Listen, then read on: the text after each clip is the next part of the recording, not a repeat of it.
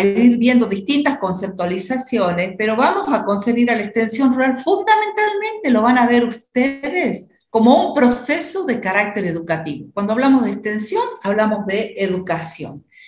Y podemos en principio acordar, ¿sí?, que la extensión rural tiene como objetivo el desarrollo integral de los sujetos que participan en este proceso. Cuando hablamos de sujetos, vamos a ver, como les dije en próximas clases, la heterogeneidad de sujetos que intervienen en el proceso de extensión rural y sobre todo, ustedes lo fueron viendo, seguramente las compañeras de San Luis y también de Jujuy habrán visto la gran heterogeneidad de sujetos sociales que existen en la estructura agraria de nuestro país y de nuestra región en particular, ¿sí? No podemos hablar de un único tipo de productor, productora, sino que hay una diversidad de productores. Eso lo vamos a profundizar en las próximas clases, ¿sí? Pero lo que busca la extensión... Profe, ¿sí? ¿Está compartiendo o solamente está mostrando no sé, los trabajos? Está viendo las diapositivas. Hay una foto que aparece, ¿no es cierto? Todavía no empecé a compartir las otras. ¿Les aparece la foto? No está mostrando la carpeta de donde tiene guardados sus archivos. Ah, no sé qué pasó. Espérenme porque la idea era que aparezca una foto de la extensión rural. A ver. Menos mal que me avisaron porque yo estaba mostrando una foto nada más y empecé a hablar. Nada, sí. ¿No? ¿Ahora sí? Sí. Ahora sí, profe. Perfecto, gracias. Bueno, yo estaba hablando mostrando una foto nada más en este momento, ¿sí?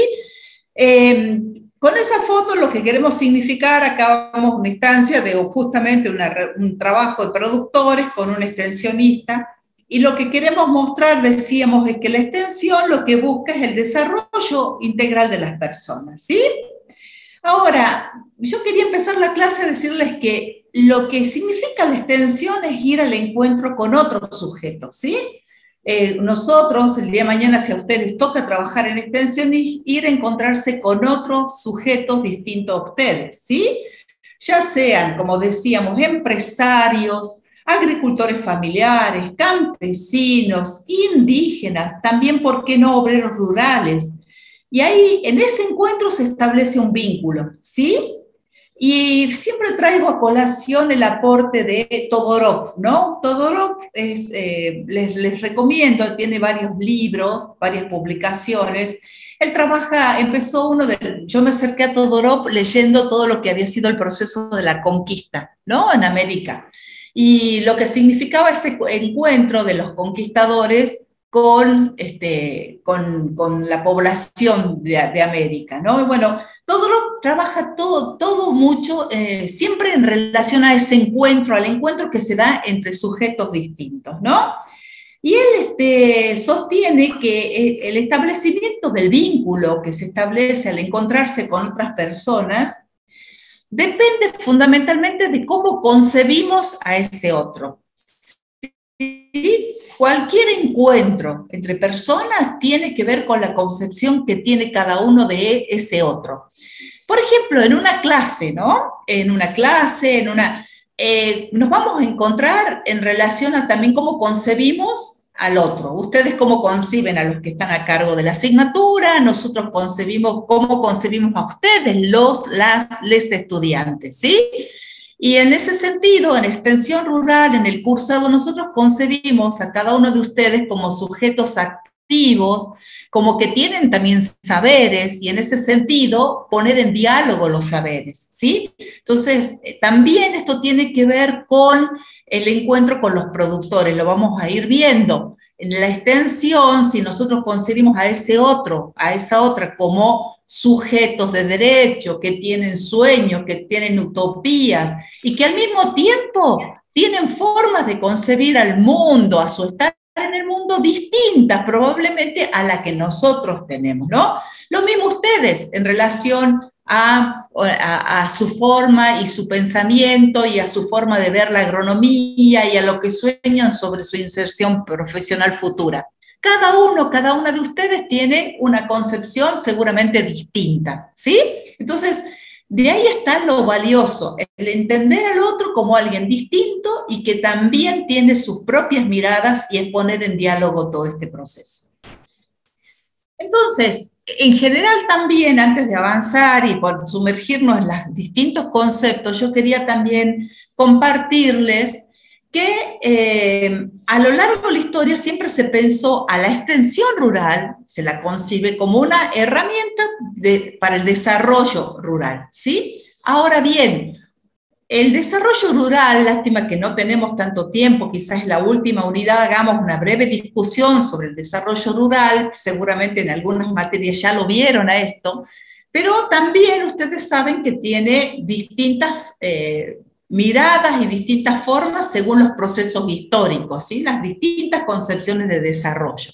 Incluso, no vamos a abundar en eso, pero hasta hoy en día la palabra desarrollo es interpelada. Pero bueno, hoy si tuviéramos que pensar y definir en estos momentos del siglo XXI la cuestión del desarrollo, y seguramente la cuestión del desarrollo rural va a estar atravesada fundamentalmente también como eje todo lo que tiene que ver con la gran tensión entre el tema de la producción y el ambiente, ¿no? Ustedes saben, ustedes jóvenes han visto, han leído seguramente o están al tanto del informe de la ONU sobre el calentamiento global. Hoy en día no podemos hablar de desarrollo sin interpelar el modelo de desarrollo que también contribuye a eso.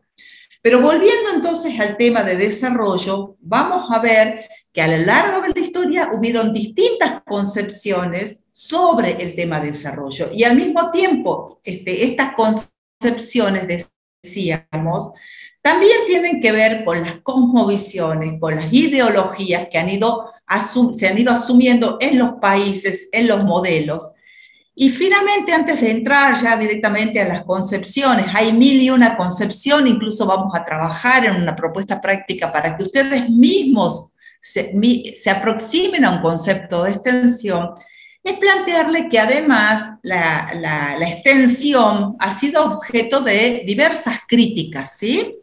Entre esas críticas, la más conocida y la más fuerte fue la obra de Paulo Freire, ¿sí?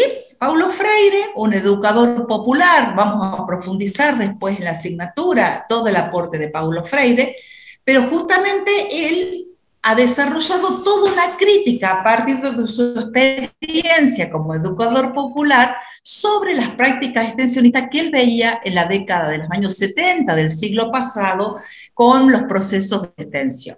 Dicho esto, lo que quería significarles es que la extensión como herramienta del desarrollo es un concepto que va transformándose, que es susceptible de distintas miradas, que tiene que ver con, obviamente es un proceso, una concepción de permanente revisión y construcción y que fundamentalmente tiene una cuestión muy vinculada a las concepciones que se asumen, ¿sí? Entonces, dicho esto, vamos a pasar a comentarles, y esto es la unidad 2, pero que hemos resuelto, y yo en la modificación del programa que estoy diseñando para la próxima etapa, es asumir que en el próximo programa va a estar como primer tema, y recién después nos vamos a poner a hablar de los sujetos. Lo que buscamos en esta unidad es analizar la extensión rural, los conceptos, el origen de la extensión, y vamos a hacer énfasis también en algo que seguramente ustedes lo conocen, que es la difusión, adopción y la innovación tecnológica, ¿sí? Cuando hablamos de extensión, ¿por qué? Vamos a ver que aparece el tema comunicación. Fundamentalmente hablamos de un encuentro con un otro, y tomamos la palabra comunicación a partir de la obra de Paulo Freire, que justamente nos plantea que en realidad la extensión es un proceso de comunicación. También vamos a ver, obviamente no se abrumen que en esta clase no es que vamos a ver todo, sino que vamos a ir viéndolo en este tiempo, las distintas visiones de extensión según los modelos de comunicación y también decíamos sobre los supuestos de desarrollo y finalmente vamos a desarrollar con mucha amplitud lo que denominamos la extensión educativa. ¿Sí? Ahora la idea es compartirle alguna de las concepciones o definiciones de extensión. Fíjense en acá, Sánchez Puerta es el autor y el libro lo tenemos en la biblioteca, en nuestra biblioteca central. Lo que plantea, al tratar de definir la extensión, ¿sí? Plantea que es un conjunto de acciones relacionadas con, y fíjense en acá que entra, acciones relacionadas con información y conocimiento, ¿sí? Habla de información y de conocimiento, donde intervienen agentes externos, ¿sí? E internos de la población rural, ¿sí? Externos serían las instituciones, los técnicos, y cuyo objetivo es el desarrollo, ¿sí? Volvemos al tema. El objetivo, en este caso, para lo que plantea Sánchez Puerta, es el desarrollo. Desarrollo desde el punto de vista económico, social e incluso desde el punto de vista político. No estamos hablando acá de la cuestión de política partidaria, sino desde el punto de vista político de lo que... Sí. ¿Hay una pregunta? ¿No? Bueno. No, creo que es bien. Bueno, desde el punto de vista político, o sea, tiene que ver también con las reivindicaciones, las demandas de las organizaciones de productores, sobre la equidad de género, y en ese sentido planteamos todo lo que significa desde la perspectiva de los productores o desde la perspectiva de un modelo agroalimentario al qué sectores posicionar en los distintos momentos y las etapas de un país, ¿sí? Entonces, acá también hay otra cuestión que se plantea, que es que la extensión agrícola debe ayudar a mejorar las condiciones de vida del agricultor y su familia, ¿sí? Acá se plantea esto y que el asesor tiene la función de transmitir conocimiento científico para que permitan manejar su finca de manera eficiente. Esta es otra concepción que aparece, ¿sí? Bueno, tomando también otras definiciones, yo la idea les quise traer distintas miradas que hay sobre la extensión, y acá tomamos también lo de la cooperación alemana, la GTZ, ¿sí? Que dice que la extensión rural es un proceso en el cual el asesor intenta motivar y capacitar al asesorado. Fíjense en que se habla de asesor, de asesorado, ¿no? Actuar para que actúe de manera apropiada para solucionar sus problemas. O sea que a través de la extensión lo que se intenta es que los productores, productoras puedan solucionar las problemáticas por las cuales atraviesan. Y lo que plantea la GTZ es que lo que el proceso de extensión debe garantizar es la autorresponsabilidad y fundamentalmente, fíjense en ustedes, la libertad de decisión del asesorado. ¿Qué quiere decir esto? Que por un lado estamos hablando de productores que asumen el acto de producción y que tienen la responsabilidad de guiar ese proceso y al mismo tiempo tener la libertad para decidir si lo que la propuesta de extensión les brinda o la incorporación de tecnología o la incorporación de modelos organizativos, etcétera, etcétera, les son adecuadas o no para su sistema. O sea que el productor, la productora tenga la libertad como para tomar o dejar o recrear las propuestas, ¿sí? Y acá vamos a Freire. A Freire lo van a ver bastante y lo vamos a trabajar, y fíjense en que estamos hablando de la década del 70, ustedes, sus padres recién habrán nacido en la década del 70, seguramente, pero bueno, ¿qué queremos decir? Que aún hoy la obra de Paulo Freire sigue vigente, y sigue vigente en la educación también, porque Freire lo que interpela es el modelo educativo, ¿no? Y interpela el proceso de extensión. Entonces, acá traje una de las cuestiones que plantea Paulo Freire, que me parece muy interesante, es que con la extensión se pretende encontrar caminos, ¿sí?, para convertir ese encuentro, ¿no? Y volvemos a la palabra encuentro, entre asesor y asesorado en una experiencia humana, ¿sí?, fundamentalmente. Y acá plantea, en el cual las personas aprenden colectivamente a construir su futuro. Fíjense en que Freire, las otras definiciones hablaban de asesor, asesorado. Acá Paulo Freire plantea la cuestión del aprendizaje colectivo y que ojalá también en este curso de la asignatura podamos apostar a ese aprendizaje colectivo, porque de eso se trata, que aprendamos unos de los otros, y por eso también la apuesta, que la van a ver mañana, es al trabajo grupal, a que ustedes desde su propio aprendizaje nos puedan entre todos compartir y nosotros podamos aprender de cada uno de ustedes y de sus propias experiencias. Entonces, fíjense en acá, me parece importante destacar lo que Paulo Freire plantea de la experiencia humana, ¿sí? De ese encuentro, donde además hay un aprendizaje colectivo para construir su futuro. Y que el mismo, ¿sí? Debe ser fruto de su propia iniciativa, esfuerzo y creatividad, ¿sí? Acá también Freire vuelve al tema, la iniciativa de cada uno, el esfuerzo, y también apela a la creatividad. Por lo tanto, dice Freire, no hay soluciones de antemano. Si nosotros estamos apostando a un aprendizaje de esta manera, las soluciones surgen de esa interacción, de ese encuentro, ¿sí? Por favor, le pido que me interrumpan. ¿Está? Bueno, tomamos otro autor, Van den Ban, que lo que plantea es, acá tomando el tema de la extensión educativa, involucra el uso de conocimientos de comunicación y de la información, ¿sí?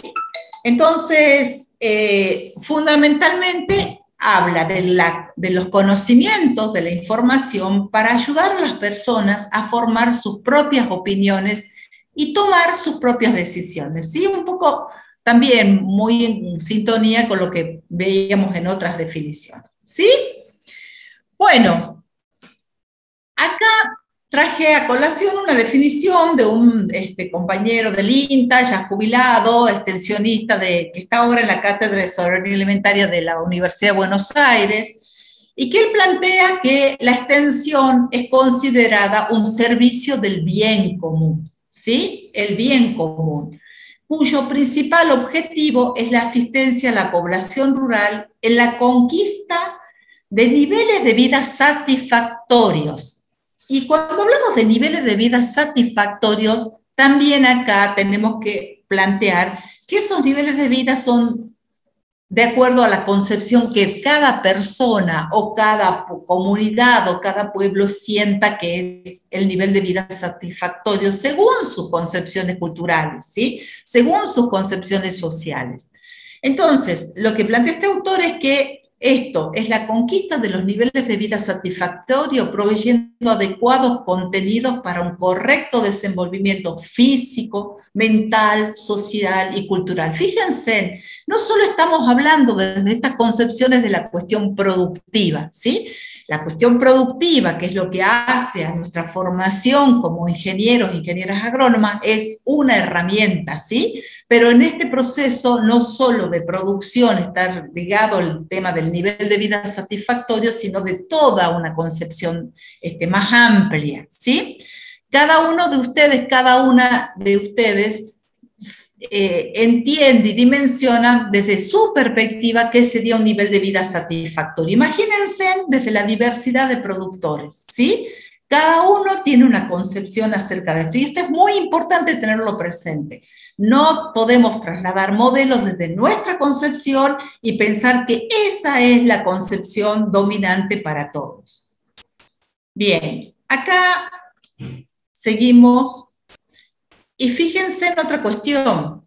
Acá los objetivos de la extensión, ¿sí? En nuestra tarea de extensión, pueden ser objetivos económicos, ¿sí?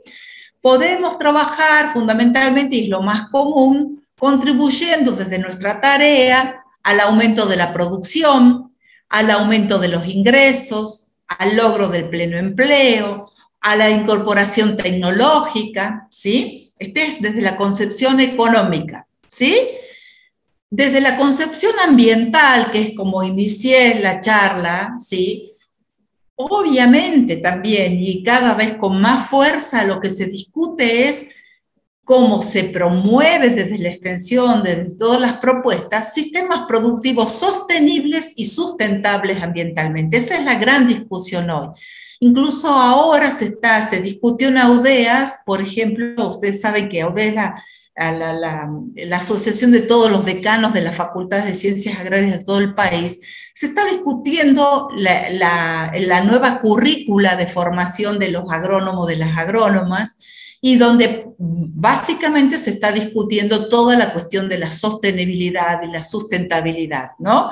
Entonces se habla mucho de las buenas prácticas, la dimensión de la agroecología cobra mucha fuerza, entonces ese es el tema central hoy. Y incluso en las instituciones, ¿no? En el INTA, en las instituciones del Estado, también en las instituciones privadas, está toda la cuestión de la sostenibilidad y la sustentabilidad.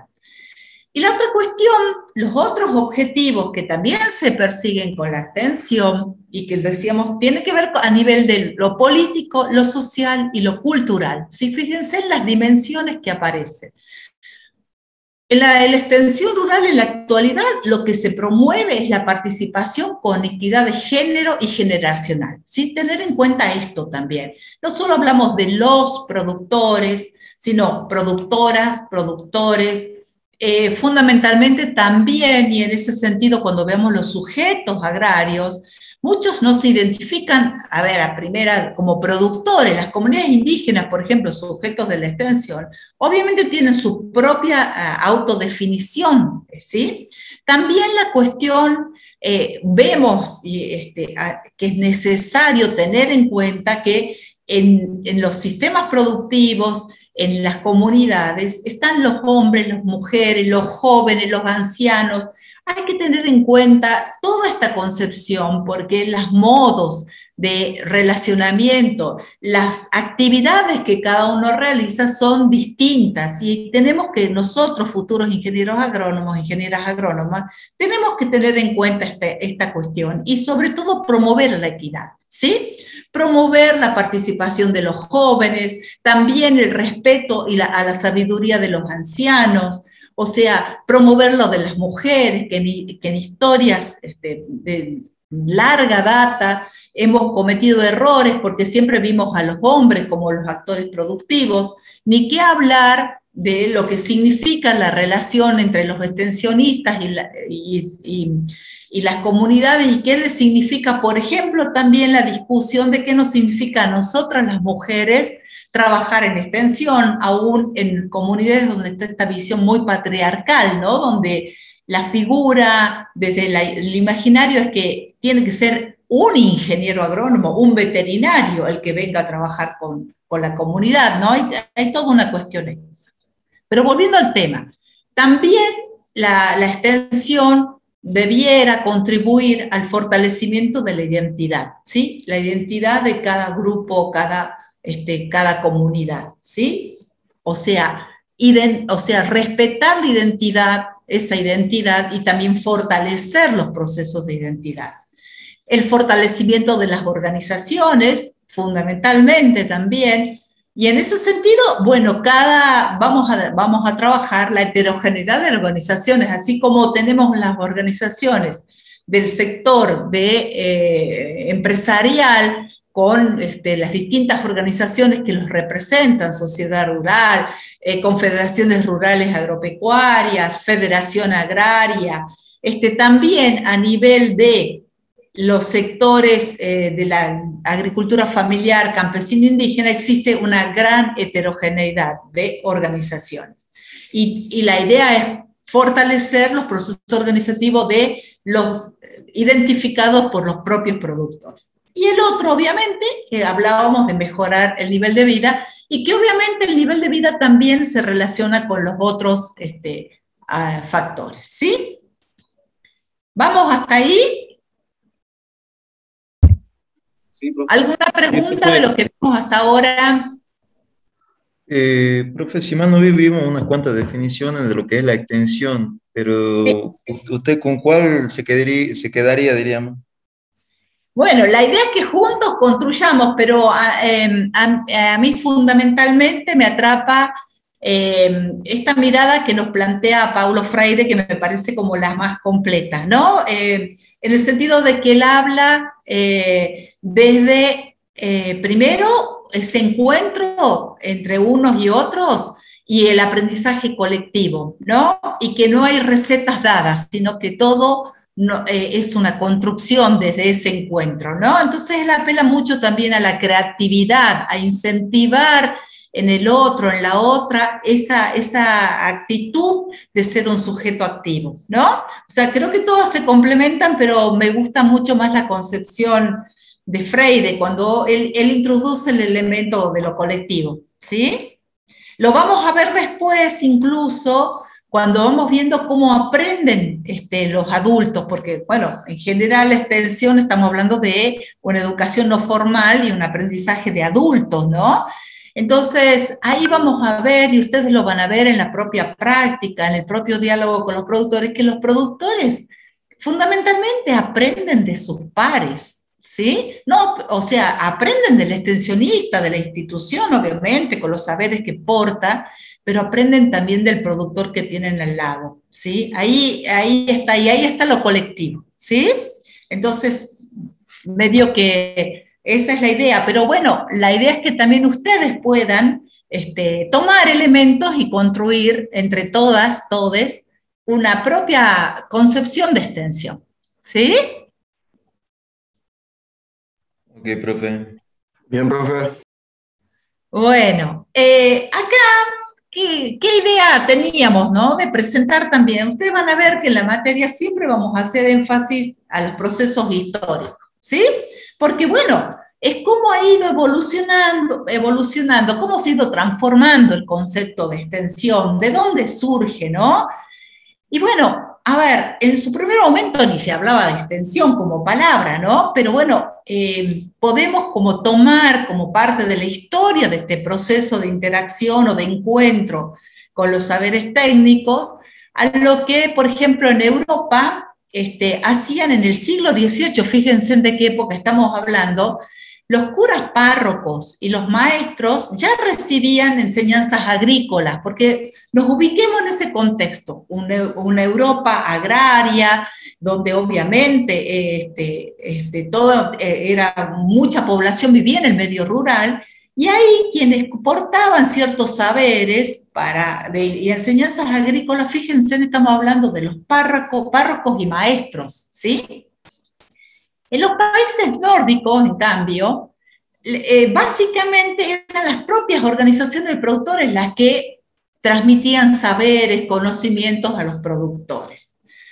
En tanto que en Gran Bretaña y en Escocia, ese saber provenía de las universidades. Fíjense en la gran variación del abordaje de estos saberes técnicos y del contacto con productores.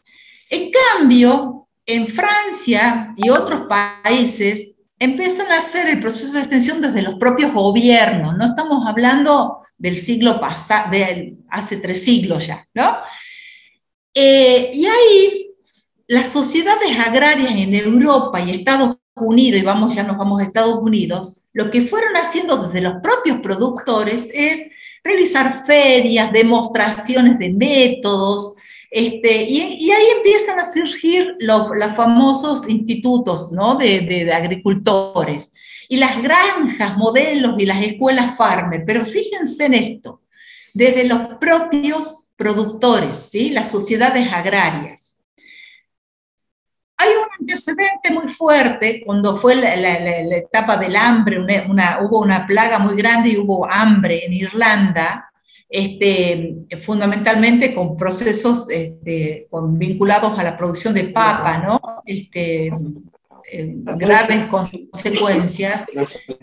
Y empieza justamente a diseñarse. ¿Sí? ¿Alguien me habla?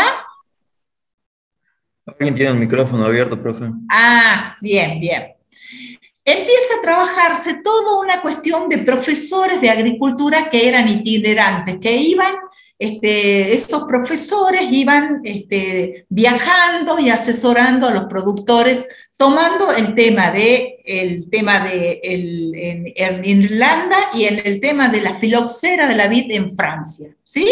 Fíjense, estamos hablando de 1847 y 1853.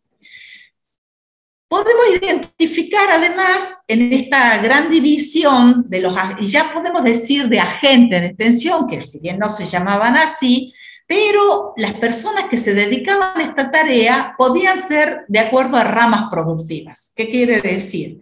De acuerdo a la especialización, qué sé yo, producción de vid, producción hortícola, producción de trigo, etcétera, etcétera. Esa era una tendencia muy grande de los especialistas por producto y que era fundamentalmente tomada en Italia, en contraposición a otro modelo que era el de la división espacial. Fíjense, acá aparece el tema del agrónomo de zona, donde ya no es un especialista como es en Italia, sino que ese agrónomo de zona tenía especialización, o sea, tenía un manejo diverso de distintos temas y de acuerdo a las problemáticas de la zona que le tocaba interactuar. Estamos hablando, fíjense, hay modelos distintos, y acá fundamentalmente tomamos el caso de Rusia. Y acá aparece alguien que ustedes después lo vamos a ver cuando veamos los sujetos agrarios, que se llama Alexander Chazhanov. Él es un agrónomo ruso y que desde la concepción y el trabajo que venía desarrollando Chazhanov, que además estuvo formando parte en su momento de la Revolución Rusa, hablaba de aspectos técnicos y socioeconómicos. Estamos hablando, imagínense, en principios del siglo pasado, ¿sí? O anterior. Y entonces, acá aparecen los aspectos técnicos, pero también los socioeconómicos. Y se promovían ya procesos que hoy denominamos procesos de cooperativismo. Entonces, Chazhanov lo que decía es que el agrónomo, en cuanto a especialista, no existe en la población, sino la agricultura. O sea, acuérdense cuando veíamos este tema de los agrónomos especialistas, no tomaban en cuenta la población, sino la mirada estaba puesta en la agricultura, ¿sí? No en la población. En cambio, para esta cuestión del agrónomo de zona, existe la población primero, ¿sí? Y solo después la agricultura. ¿Qué quiere decir esto? Que obviamente los procesos agrícolas tienen como marco esa población rural, ¿sí? Donde está la concepción del hombre y las decisiones que toma en su sistema, ¿sí? Entonces, acá también habla de los aspectos principales de la vida de esa población, que la vida de esa población rural no es solo el producir el trigo, no es solo producir el maíz, no es solo producir, sino que hay una serie de aspectos que hacen a ese productor, productora, a la población rural, ¿sí? Fíjense la concepción ya ahí.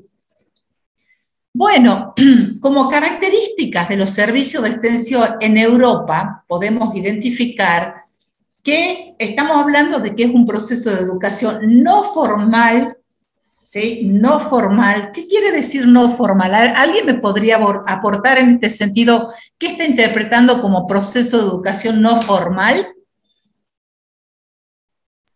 Que no tendría que estar relacionado con una escuela, por así decirlo.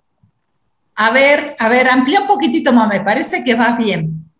O sea, no formal sería que no esté una institución a cargo de esa educación, sino que sea una persona particular, por así decirlo. Más que institución, porque no formal, vamos a ver a lo largo de toda la extensión, que la extensión es un proceso de educación no formal.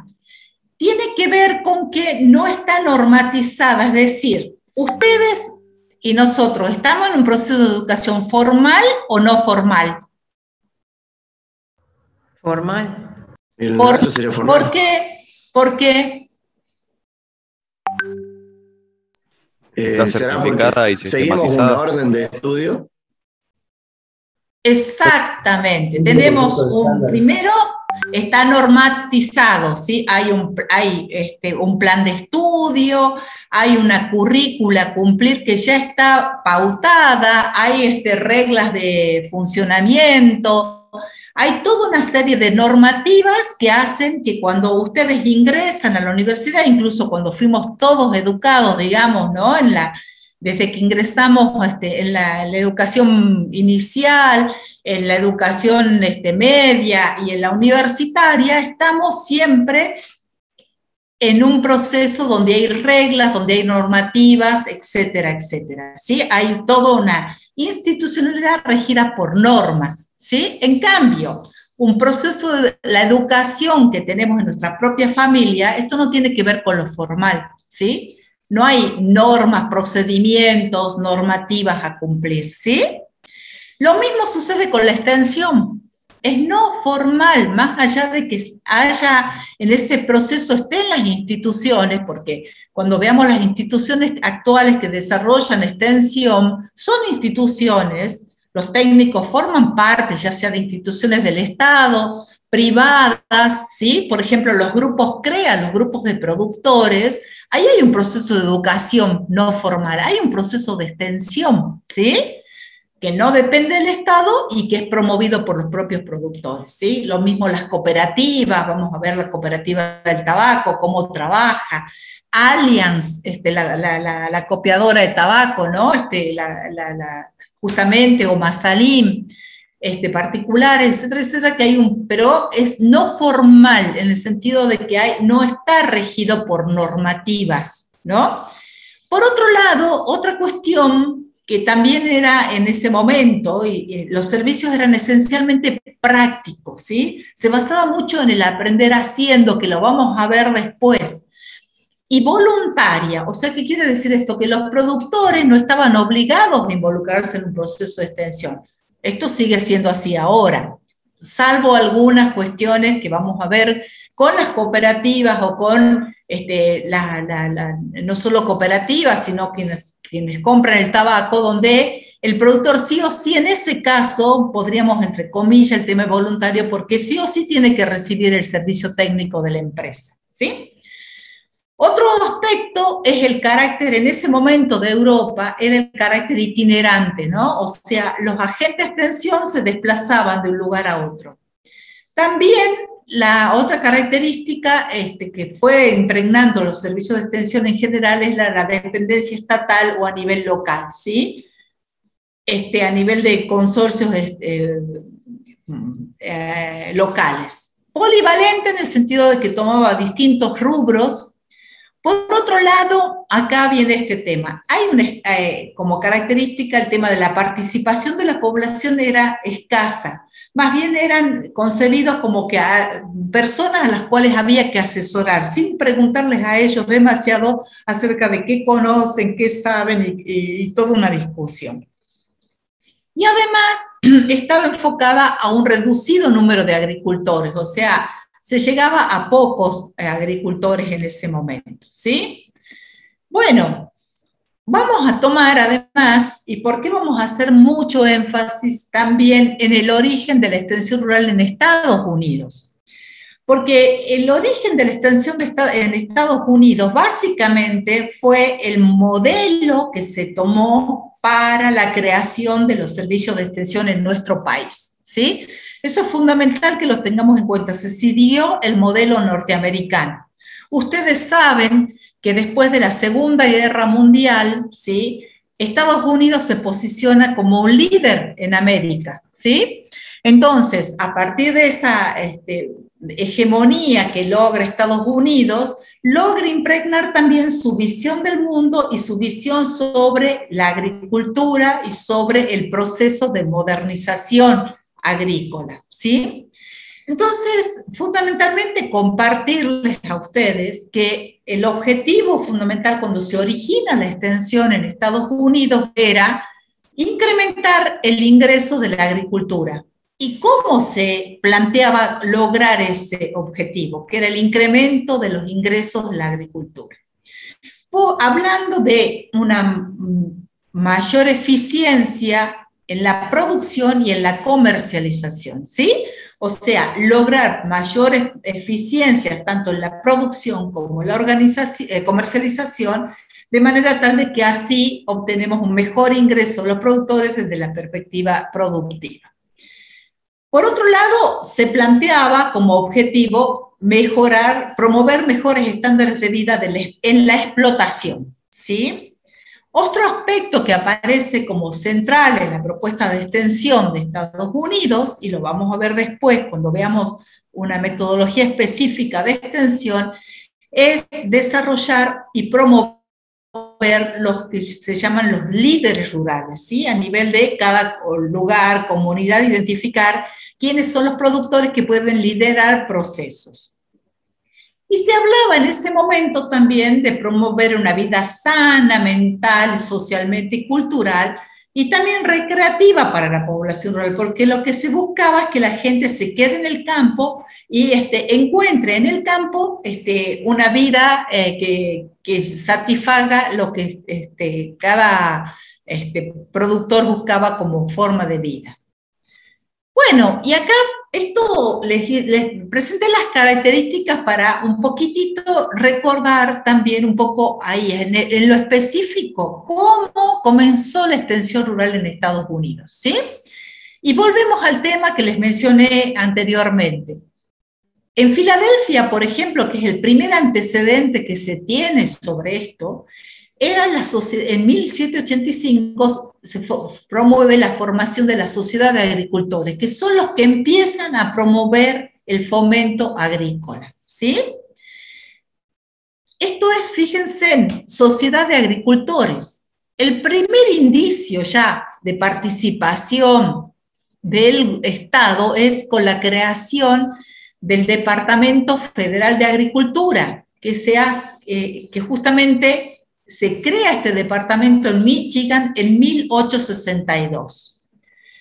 Fíjense después, en 1887 aparece además la creación de estaciones experimentales, promovidas por el propio Estado, ¿sí? Estaciones experimentales, donde la idea era experimentar técnicas, cultivos, etcétera, etcétera.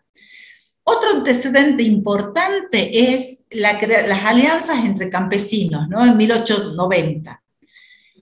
Y por otro lado surge el servicio de extensión a partir de las universidades de cada estado con los comités de divulgación. ¿Por qué? La idea era divulgar los conocimientos que se generaban en las propias universidades, ¿sí? Esto de llevar los conocimientos de la investigación, de la experimentación de las propias universidades al campo. Por eso se habla de divulgación. ¿Qué quiere decir? Hacer accesible para la población los conocimientos generados en las universidades, ¿sí? Por otro lado, también aparece la cuestión de la promoción de las cooperativas. El gobierno federal, los estados de Estados Unidos empiezan a promover la relación con los poderes locales y asociaciones de cada condado. Bueno, y acá también, esto está mal, es en 1885, los Land Grant College, me equivoqué acá con el año. Bueno, estos grandes colegios, ¿no? Sobre agricultura, finalmente devienen en la creación del Departamento de Agricultura de Estados Unidos, ¿sí? La creación del Departamento de Agricultura, que ustedes seguramente cuando cursan suelos o cuando van a identificar ese Departamento de Agricultura impregnando conocimientos en las distintas estrategias. Y acá aparece, cuando se crea el Departamento de Agricultura, se crea la figura del agente de extensión del condado, o sea, del lugar. Bueno, y acá, ¿por qué traigo a colación esto? Se crean justamente pensando también, no solo en el productor agropecuario, porque se hablaba de productor, la figura masculina, ¿no?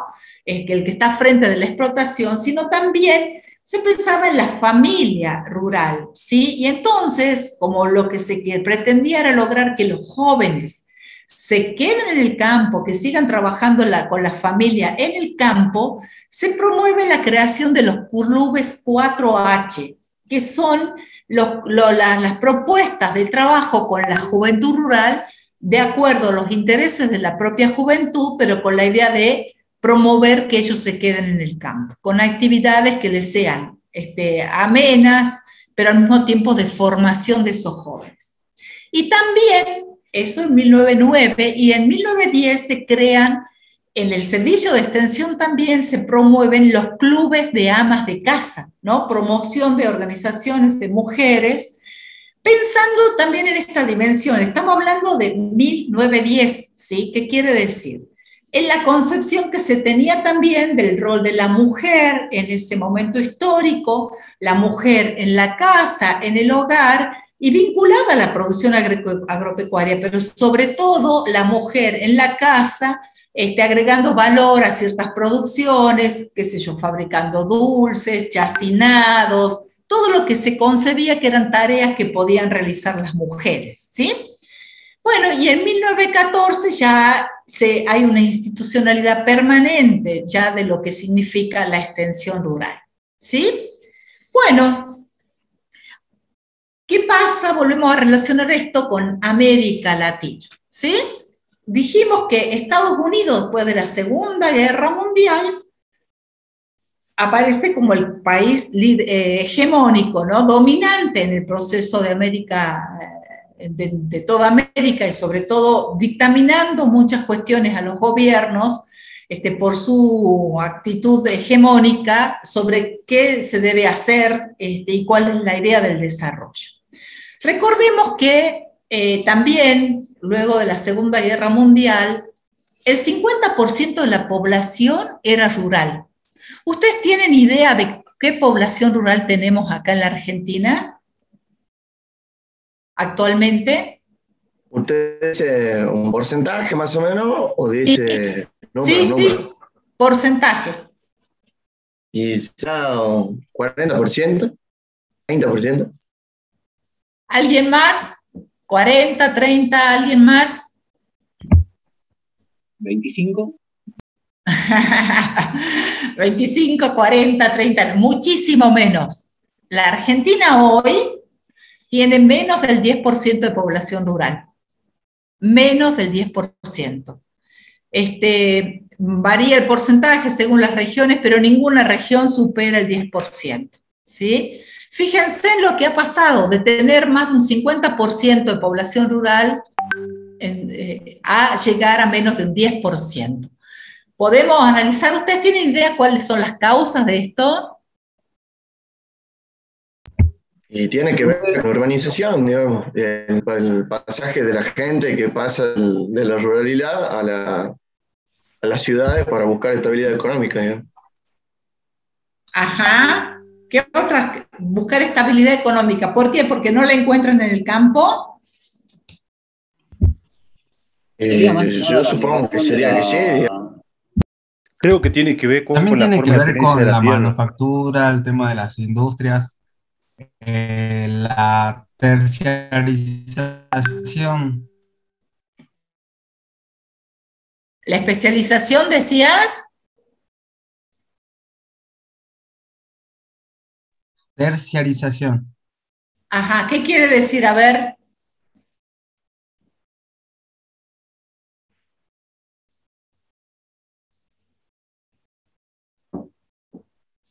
Que podría ser que los servicios o la manufactura en caso de las industrias o las fábricas son más rentables o requieren de mayor mano de obra, porque la parte de la agricultura, ya la mano de obra está siendo muy reemplazada por la maquinaria. Ajá, ajá. Otras causas, bien, otras causas de la migración. ¿Quién más puede aportar a lo que ya están diciendo los compañeros? Hola, buenas. Bueno, yo creo que ahí comparto con los chicos respecto a esto, ¿no? De la migración de las comunidades indígenas, de los lugares estos donde, bueno, viven productores, por el hecho mismo de que no hay un desarrollo en su propio lugar.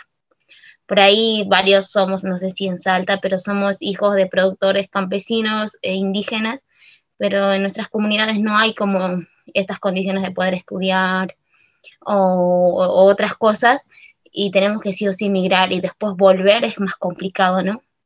Entonces yo creo que es eso, además porque las migraciones se caracterizan por ser en red, entonces por ahí se va un padre, después se van todos los hijos y ya no vuelven. Entonces creo que por eso debe ser que disminuyó. Y bueno, depende también cómo se lo está midiendo, pero creo que sí, la principal problemática es la migración y por faltas de desarrollo en el propio lugar. Y por eso, Ajá. por ahí me parecía interesante lo que usted comentaba respecto a los clubes 4H, que bueno, se habían hecho en Estados Unidos, que por ahí eso yo pienso que no sé, o sea, uno no digo lo mismo, pero no se aplicó algo parecido, no trabajar con los jóvenes de las comunidades o de alguna población rural. Ajá. Bueno, muchas gracias a los aportes de ustedes, muy interesante porque cada uno ha ido planteando distintas causas, ¿no? Por un lado es cierto que en la etapa del desarrollo se promovió mucho el desarrollo, sobre todo en ciertos lugares, no hablo por la provincia de Salta o el NOA, pero el NOA, sobre todo en Tucumán, sí hubo un desarrollo industrial importante, pero bueno, en otras regiones el desarrollo de las industrias atrajo a mucha población del campo a ir a trabajar, incluso en muchos casos fue promovido, ¿no? Liberar mano de obra, y se hablaba de, por eso, fíjense en ustedes, modernizar al campo, ¿sí? Porque había un modelo de país que era industrializar, ¿sí? Y que ese modelo también está en Estados Unidos, es industrializar, sustituir importaciones, etcétera, etcétera, con la idea de que la mano de obra, ¿sí? Que imagínense, teníamos más de un 50% de la población rural, que esa población, y sobre todo estamos hablando de mano de obra campesina, indígena, vaya a trabajar a las industrias. Esa es una de las causas, ¿no? De cómo se fue dando el modelo. Por otro lado, tiene que ver también lo que planteaba Yelen, que es el tema de justamente la gran migración. Si ustedes, obviamente muchos de ustedes son hijos de campesinos, si recorremos el interior de nuestra provincia, seguramente las chicas de Jujuy, la compañera de San Luis nos pueden comentar también, ¿qué es lo que encontramos? En general encontramos un campo envejecido. ¿Qué quiere decir? Que en general en el campo estamos encontrando gente de mayor edad, ¿sí? La gente grande que se queda en el campo, y los jóvenes van migrando, ¿sí? Van migrando porque no encuentran en el territorio, esto que decía Yelen, no encuentran en el territorio las oportunidades para estudiar, para desarrollarse, para también desarrollar su propia vida. Hay territorios donde no existe, hoy incluso estamos hablando, no existe internet, la accesibilidad en nuestra provincia, podemos encontrar serias dificultades, colegios o ni siquiera terciarios en muchos lugares hay, los jóvenes deben migrar, pero al mismo tiempo hay otro fenómeno, ¿no? Que tiene que ver también con que este tema que uno de los compañeros también lo planteó, que es el tema de la tecnificación y el desarrollo de la agricultura, lo que llamamos la agricultura industrial, basada fundamentalmente en el poco uso de la mano de obra, ¿sí? Una mayor mecanización, y por otro lado hay otro efecto de la migración. No nos olvidemos de que hay un efecto muy fuerte de lo que significa la expansión de la frontera agrícola sobre territorios que son de comunidades indígenas o campesinas, y que implica que muchas de esas comunidades o productores deban migrar porque tienen que dejar su tierra, su territorio, ¿sí? Los procesos de tensión y conflicto que se da a partir de los desalojos, de los desmontes. Hay una serie de elementos que lo vamos a profundizar después y que también han provocado la migración de esas comunidades rurales, de esos productores, productoras, hacia los cordones de los pueblos o las ciudades, ¿sí? Además de no encontrar en sus territorios posibilidades porque no hay una política estatal que tienda a promover el mejor vivir en los territorios, ¿sí? Siempre se conciben a las grandes ciudades, a la concentración, entonces también hay una migración forzosa. Y lo que decía la compañera también, Profe, vamos a ver después, cuando veamos, hola. Profe, disculpe, tendría Sí. que ver también con la parte histórica, si bien habría que recordar que muchas de las tierras donde viven estos campesinos, digamos, pertenecían durante la época del 1800 a gente que era de mucha plata o gente que les dio el Estado esas tierras, y no son propiamente dichas tierras de estos campesinos, que son tierras fiscales, que eso hay un gran problema hoy en día con ese tema. Totalmente, Franco. Así es, y después cuando veamos el tema de las problemáticas del sector agropecuario, es lo que vos decís. Incluso nos tenemos que remontar a la época de la conquista. Ustedes saben que cuando vinieron los españoles, ¿qué hicieron? Despojaron a los indígenas de sus territorios, de sus tierras, ¿sí? Y se los entregaron a quienes habían servido a la corona, ¿sí? Y entonces de repente esas comunidades que tuvieron toda una vida allí se encontraban con que había un dueño establecido por la corona, ¿sí? Entonces, obviamente, esto tiene que ver con el despojo, que durante tiempo no eran lugares, muchos de ellos apetecibles para después cuando empieza a desarrollarse el capitalismo, ¿no? Que el capitalismo agrario es de desarrollo mucho más reciente. Entonces, mientras tanto estuvieron ahí en esos territorios, tenían que pagar en ciertos momentos en especias a quien era el dueño, ¿no? Pagar con animales o lo que fuera, a condición de que los dejen seguir viviendo allí, y después eran obligados, y ahí está muy bueno lo que plantea el tema A y lo que vos planteás, Franco, que es obligados a trabajar para quien era el dueño de esa tierra, ¿sí? A condición de que sigan ahí. Eso lo vamos a ver después con el desarrollo del tabaco, con unas lecturas que vamos a compartir, o de la caña de azúcar, que la compañera de Jujuy lo conoce muy bien, al proceso seguramente, que es toda esta cuestión de la obligación de ir a trabajar. Entonces, también lo que decía, la migración comienza a formar parte de las prácticas ya de los productores, de las productoras, para incorporar, primero obligados de ir a trabajar a la caña, en Jujuy, por ejemplo, o aquí al ingenio San Martín del Tabacal, eran obligados, y después ya se incorpora como práctica. En esa migración, como en red además, porque se va alguien de la familia, empiezan muchos a quedarse en los lugares donde migraron, ¿sí? Entonces también ahí se va despoblando el campo. Pero está bueno tenerlo en cuenta, a ver por qué se da este proceso de disminución mundial de la población rural.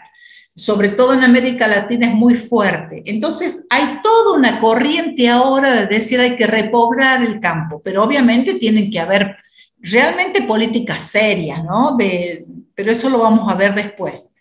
Bueno, pero ¿a qué vamos con esto? Fíjense, cuando termina la Segunda Guerra Mundial, imagínense hambre en el mundo, desolación, y que había una necesidad fuerte de aumentar la producción y la productividad para alimentar al mundo, ¿sí? Era fundamental trabajar en esto. Entonces, ahí, a mediados del siglo XX, Estados Unidos, que colabora, ¿no? Digamos, colabora, después vamos a discutir esto, en qué medida esto ha rendido su fruto. Hay bastantes críticas también al tema de la modernización, pero Estados Unidos entonces plantea la necesidad de orientar los servicios de extensión, y fundamentalmente orienta a los países en la necesidad de institucionalizar los servicios de extensión, ¿sí? Y les propone a los países tomar su modelo de desarrollar programas dirigidos a los productores, a los jóvenes, a las jóvenes y a las mujeres. Entonces ahí también volvemos a decir, la extensión desde esa perspectiva es considerado un bien común, y se planteaba como fundamental para toda América Latina el modernizar al agro. Esto lo vamos a decir muy de pasada, pero es básicamente lo que pasó en nuestro país. Bueno, acá básicamente, ¿quieren que hagamos un cortecito o seguimos y terminamos antes, como ustedes prefieran? Cortecito, profe. Bueno. Sigamos. Bueno, no sé. ¿Qué hacemos? Unos minutitos, profe, por votación. Bueno, entonces, Sigamos, profe. Sigamos, profe. Sí, sigamos, a ver si terminamos un rato antes. Sigamos. Bueno, seguimos entonces. Bueno, acá yo les dije como antecedente lo de Estados Unidos, pero vamos a pasar acá a los antecedentes previos a la institucionalidad que recomendaba Estados Unidos. ¿Qué encontramos en nuestro país? ¿Sí? En nuestro país vamos a encontrar que en una primera etapa, fundamentalmente, estaba también en la cuestión se hablaba también del fomento agrícola, desde un asesoramiento también realizado en su momento por lo que se planteaba que era digamos, toda una experiencia a finales del siglo XIX, principio del XX, que era mejorar los indicadores productivos a través del uso de técnicas o la incorporación de ciertos insumos, ¿no? Y bueno, en el 1898 se crea el Ministerio de Agricultura, porque antes, fíjense, había un departamento de agricultura, no es necesario que ustedes manejen las fechas, pero en 1871 se creó un departamento de agricultura, pero fíjense que en ese momento dependía del Ministerio del Interior de la Nación. Recién en 1898 se crea el ministerio. Ahora, ese departamento de agricultura, dependiente del Ministerio del Interior, lo que hacía era formar técnicos con la idea de incrementar la productividad de la tierra. Esa era la idea, incrementar la productividad de la tierra formando técnicos. Con la creación del Ministerio de Agricultura, se incorporan ciertas acciones, ¿no?, con el ministerio. Primero, lo que se propone el ministerio es incorporar nuevos cultivos en el campo argentino, fomentar el uso de semillas mejoradas, aplicar técnicas para incrementar los rendimientos, y empieza todo un proceso de generación, recopilación y difusión de información técnica y estadística también. Empieza también el ministerio a realizar los manuales, toda la recopilación estadística de la producción en la Argentina, a dimensionar, bueno, cuánto se produce de carne, cuánto de trigo, cuánto de maíz, o sea, de los cultivos más importantes en ese momento. Y también empieza toda la promoción de las escuelas agropecuarias. Después lo vamos a ver en la síntesis de un cuadrito. Se promueve desde el propio ministerio la creación de escuelas agropecuarias, ¿no? Que el tema, ¿cuál era? Formar en esos momentos a los alumnos, ¿sí?, de las escuelas agropecuarias en técnicas relativas a la producción, ¿sí? Entonces, bueno, un antecedente acá en Salta, ustedes conocen, tal vez algunos de ustedes se han egresado de la escuela agrícola. Estas escuelas se crean en todo el país, ¿sí? Bueno, en el siglo XIX se crean entonces las primeras instituciones de formación y práctica, ¿no?, científica en la agronomía y la veterinaria. Entonces están estas escuelas agronómicas, ¿no?, que aparecen en distintos lugares del país. Son los primeros antecedentes concretos de formación ya, y que muchas de esas escuelas agronómicas son las que precedieron a la creación de facultades de ciencias agrarias, ¿no? Como por ejemplo la Escuela Agronómica en La Plata, es la de lo que hoy sería el partido de Lomas de Zamora, era el primer antecedente a la creación de la Facultad de Ciencias Agrarias y Forestales de La Plata, ¿sí? Entonces después también, además de las escuelas, aparecen las experimentales agrícolas, que el objetivo era justamente la experimentación, ¿sí? Y acá, por ejemplo, además de la Junta del Algodón, que después vamos a volver sobre el tema, aparecen estas experimentales, como antecedente, por ejemplo, lo más importante es en el Alto Valle de Río Negro, fíjense en toda la zona de la fruticultura, ¿no? Ustedes saben la producción de peras y manzanas, y en Tucumán, la estación experimental que está en Tucumán, muy vinculada en ese momento a lo que era el proceso de producción de la caña de azúcar. Fíjense, dos cultivos fundamentales de las economías regionales, ¿no? Y fíjense acá, en este caso, como las primeras son estas dos. Bueno, también finalmente, a partir de esta creación de las estaciones experimentales, empieza todo un proceso de asesoramiento en red y se empiezan a crear desde el propio ministerio las direcciones de agronomía zonales. ¿Recuerdan cuando les mencioné a Chayarnov hace rato, cuando hablábamos de las agronomías zonales en Rusia? Bueno, en 1944 acá se crea la Dirección de Agronomías Zonales y se empiezan a crear en distintos lugares del país estas agronomías zonales que buscaban asesorar a los agricultores frente a los problemas productivos que les aparecían a los productores. ¿Sí? Ahora, vimos esta historia así a las corridas para terminar después, como el hecho institucional de la extensión agropecuaria aparece con la creación del INTA. El INTA, después vamos a ver, hay unas lecturas que vamos a trabajar de los distintos momentos históricos que fue atravesando el INTA y la extensión en particular desde su creación. Pero concretamente el INTA se crea en 1956. En 1956, tomando el modelo norteamericano, modernización agrícola, cómo se da el desarrollo a partir de modernizar a los productores con la incorporación tecnológica y también con la estrategia de, fundamentalmente, lo vamos a ver después, de la difusión de las innovaciones para mejorar la productividad y los ingresos. Esa fundamentalmente era la concepción de la extensión cuando se crea el INTA, ¿sí?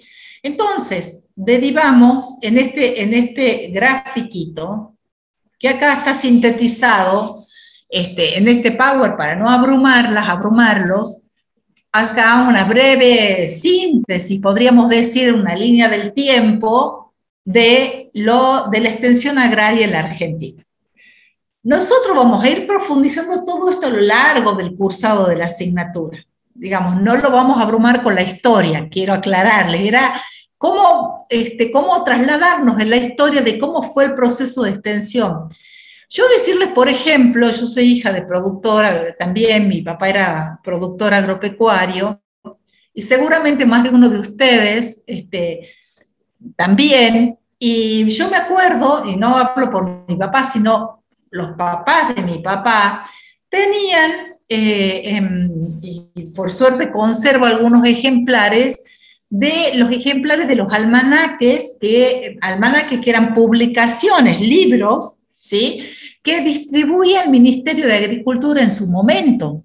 Le estoy hablando a principios del siglo XX, que mi papá lo heredó de su papá y de sus abuelos, y que en esos libros, que son una joya para el que quiera, y ojalá en algún momento se puedan llegar al box, había toda una serie de recomendaciones para los productores. Fíjense, era la forma que tenía también el ministerio de llegar a los productores, ¿sí? O sea, hablaban de consejos para la producción del trigo, muy enfocado esto a la pampa húmeda, obviamente, ¿no? Consejos para la producción del maíz, para la producción de alfalfa, de trigo, para la cuestión de la ganadería vacuna. También a nivel de granjas había toda una cuestión de cómo criar gallinas o el desarrollo de la apicultura, porque en ese momento, cuando empieza el tema del Ministerio de Agricultura, el campo, la producción en el campo era muy diversificada. Un productor agropecuario, en realidad hacía toda una diversificación de producciones e incorporaba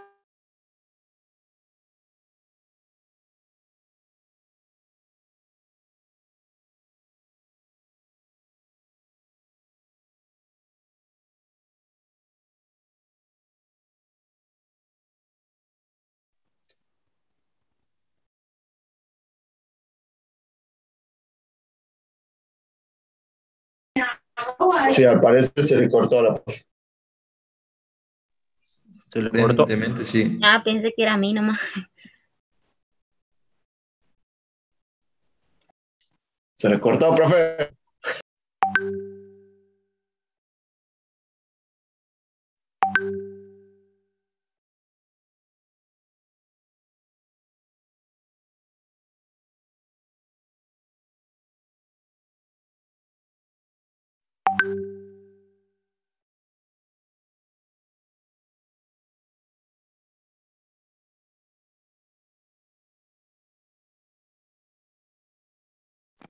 Se cortó la luz, dice ahí un mensaje en WhatsApp. Debe ser la profe. ¿Alguien sabe si se graban las clases o no?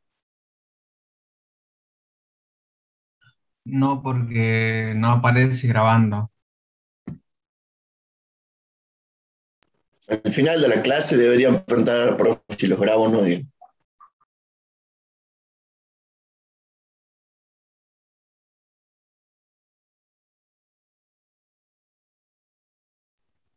Pintó el descanso, ¿no?